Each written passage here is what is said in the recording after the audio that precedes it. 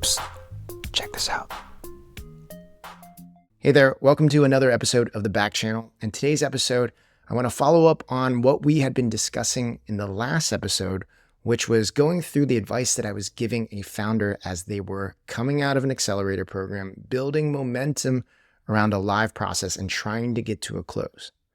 At the end of the last episode, I said, we had a follow-up after my initial advisory session, and it turned out that they were able to drive towards final meetings with some VCs. The questions they had were, what should we do to prepare for this final meeting? What should we expect? What is it going to be like? What are they looking for? Okay, so I wanted to talk a little bit about the advice that I gave them and the insights that I shared, because I think it should be helpful for a lot of you who are preparing for final meetings yourself. Now, in this context, we were talking about a very early stage startup, call it a pre-seed-ish startup. We'll call it just like seed adjacent. And so take that with a grain of salt, take that as some of the context for what I'm about to tell you.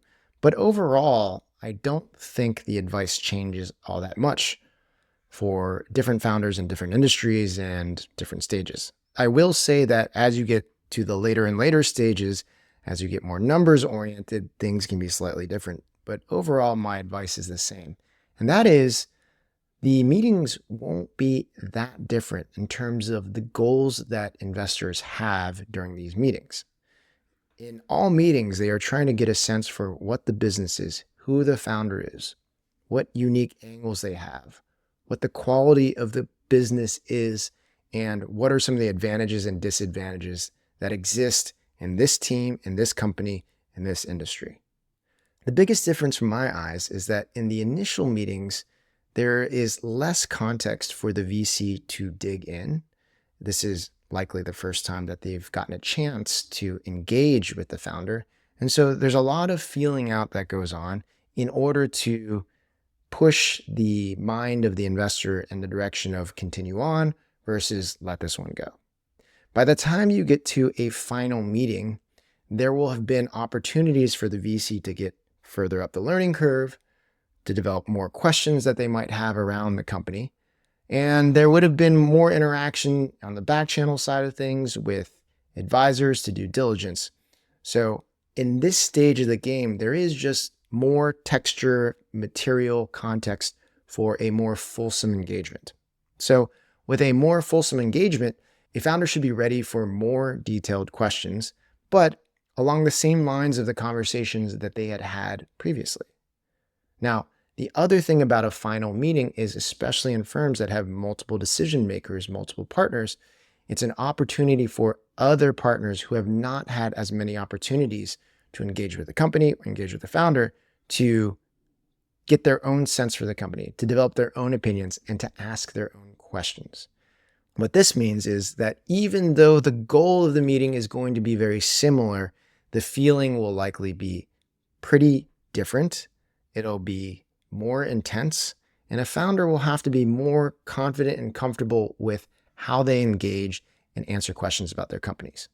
So on the first part, when someone has had more time and ability and context to engage with your company, they will be able to jump into the more specific parts of a company and ask detailed questions. There are a ton of easy to make mistakes when growing a startup. I feel like I've either made them all myself or seen them all as an advisor and investor. One super common one is waiting too long to bring in expert help around managing company finances. I get why that happens though.